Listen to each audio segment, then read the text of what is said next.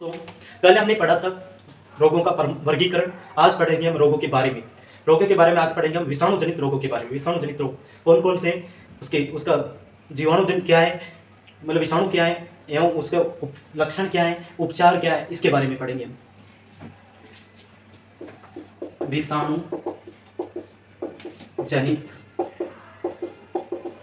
रोग फर्स्ट आता है हमारा रिंडरपेस्ट।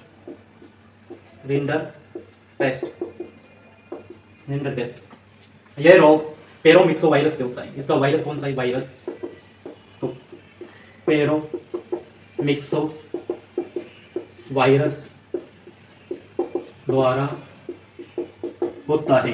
पेरोमिक्सो वायरस द्वारा यह रोग होता है। पेरोमिक्सो वायरस जो डायरेक्ट हमारे श्वसन तंत्र को प्रभावित करता है। इसमें सांस लेने में तकलीफ होती है।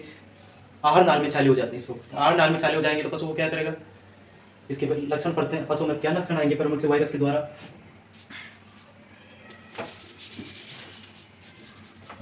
लक्षण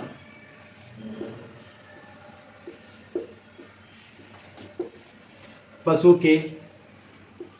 के मुंह से लार का स्त्राव होगा। अगर पशु को सांस लेने में तकलीफ होगी, हम आहार नाल में छाले हो जाएंगे तो पशु को अधिक मात्रा में आएगी, लार का स्त्राव होगा।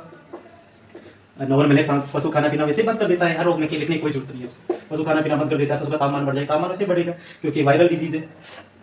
दूसरा इसमें क्या है? आहार नाल में छाले पड़ते हैं। प्रमुख लक्षण यही है, आहार नाल में छाले हो जाएगी। इसमें आहार नाल में छाले हो जाएंगे, आहार नाल में छाले हो जाएंगे क्योंकि इसका प्रमुख लक्षण यही है, आहार नाल में छाले हो जाते हैं, जिससे पशु को आहार की समस्या भी हो जाती है। क्योंकि जब आहार नाल में छाले हो जाएंगे तो खाएगा पशु तो इसको खाने में भी दिक्कत होगी। खाने में दिक्कत क्यों होगी? कि आहार नाल में छाले हो रहे हैं तो उसको खाने में भी दिक्कत होगी। पशु को चारा खाने में दिक्कत होती है। चारा खाने में दिक्कत होती है। जैसे लिखना चाहो तो लिख लो, कोई दिक्कत नहीं है। वैसे भाई पशु का तापमान 104 से 107 फ़ारेनहाइट हो जाता है। वैसे कोई इंपॉर्टेंट नहीं है।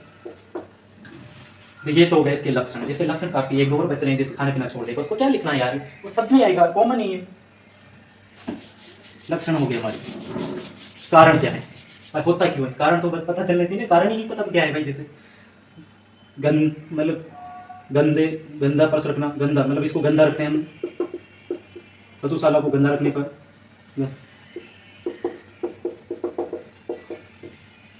पशुशाला की समय से सफाई नहीं करने पर, सफाई नहीं करने पर,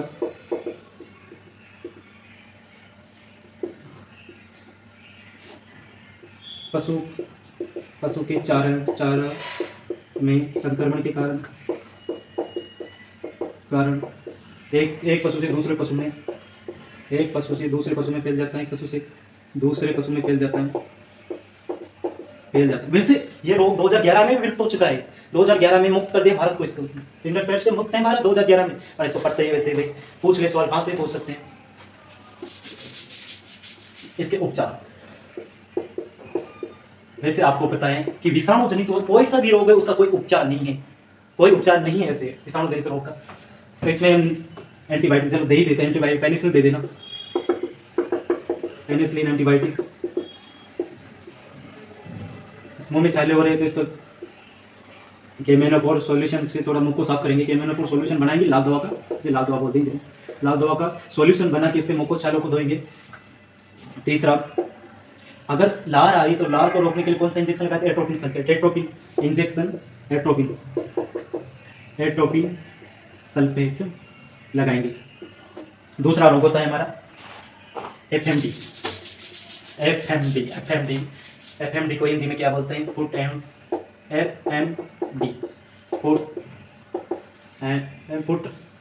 माउथ डिजीज। फुट एंड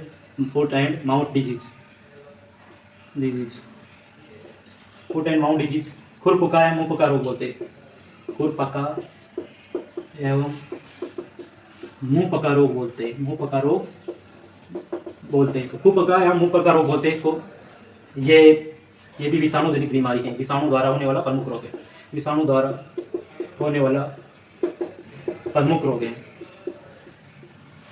इसका विषाणु क्या है? कारण क्या? विषाणु कौन सा है इसमें? तो इसका विषाणु है AOC। ये वास्तविकता में तो इंडिया में इसी विषाणु के कारण होता है AOC। जैसे और भी होता है एशिया फर्स्ट,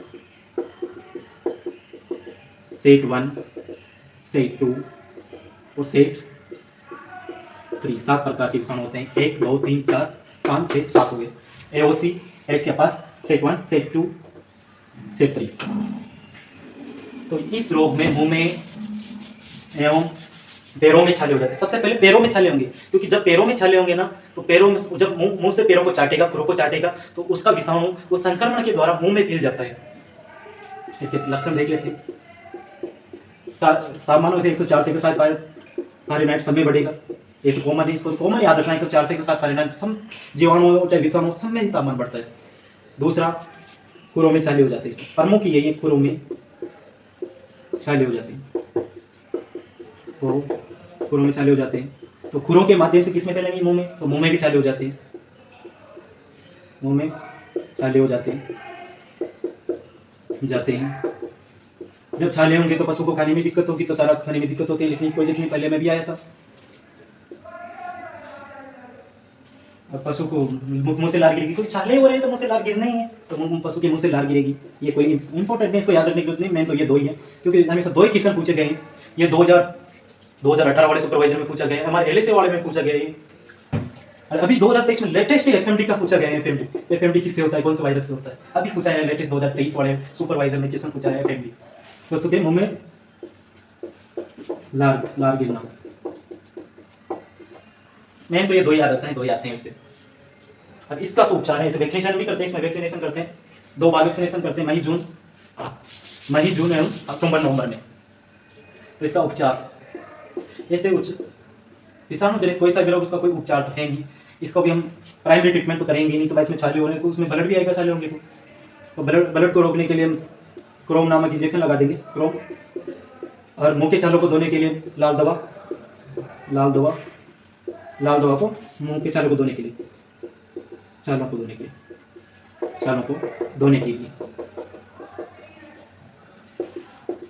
मुंह के छालों को धोने के लिए लाल दवा का उपयोग करेंगे। बोरिक एसिड भी लगा देंगे, बोरिक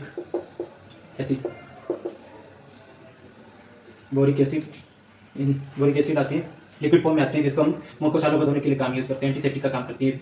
दूसरा, हम अगर एंटीबायोटिक लगानी है तो एक एंटीबायोटिक लगा देंगे, एंटीबायोटिक वही पेनिसिलिन पहले वाली पेनिसिलिन। दूसरा, हम इसमें बी कॉम्प्लेक्स भी देंगे, क्योंकि पशु का शरीर कमजोर हो जाएगा तो बी कॉम्प्लेक्स बेलामाइन सबसे बेस्ट होती थी। बेलामाइल इंजेक्शन, बेलामाइल इसके लिए सबसे उपयुक्त है। तीसरा रोग होता है चेचक। आप इसको होगा, जैसे चेचक मुर्गियों में भी होता है, काऊ में भी होता है। काऊ में होने को क्या बोलते हैं? काउपॉक्स बोलते हैं। मुर्गियों में होगा तो पोल्ट्री पॉक्स बोलेंगे, और अगर भेड़ में हो रहा है तो सी पॉक्स बोलेंगे, घोड़े में हो रहा है तो मे पॉक्स बोलेंगे। सब अलग अलग बोला जाता है इसे। चेचक, इसमें छोटे छोटे चकते बन जाते हैं, जैसे गांव में बोलते हैं माता जी, माता आ गई भाई, माता बनते, छोटे छोटे चकते बन जाते हैं, ब्लैक। पहले तो लाल कलर के होते हैं, धीरे धीरे जब उसमें परिवर्तन होने लग जाता है, ज़्यादा समय हो जाते हैं, तो वो ब्लैक डार्क हो जाते हैं। चेचक ये भी वायरस जनित है, वायरस जनित बीमारी। इसका कोई इलाज नहीं है भाई, कोई इलाज नहीं इसका, अभी तक किया ही नहीं गया। वो जैसे अभी आता लंपी का इलाज कहाँ था? वायरस जनित का, वही एंटीसेप्टिक प्राइमरी ट्रीटमेंट कर देते हैं हम लोग। इसमें विशेष इसके जो लक्षण हैं, शरीर पर लाल एवं काले कलर के चकते बन जाते हैं। चकते गांव में क्या बोलते हैं इसको, मेरे को नहीं पता। चकते बन जाते हैं एवं पशु को काफ़ी दर्द होता है, इसको दर्द होता है।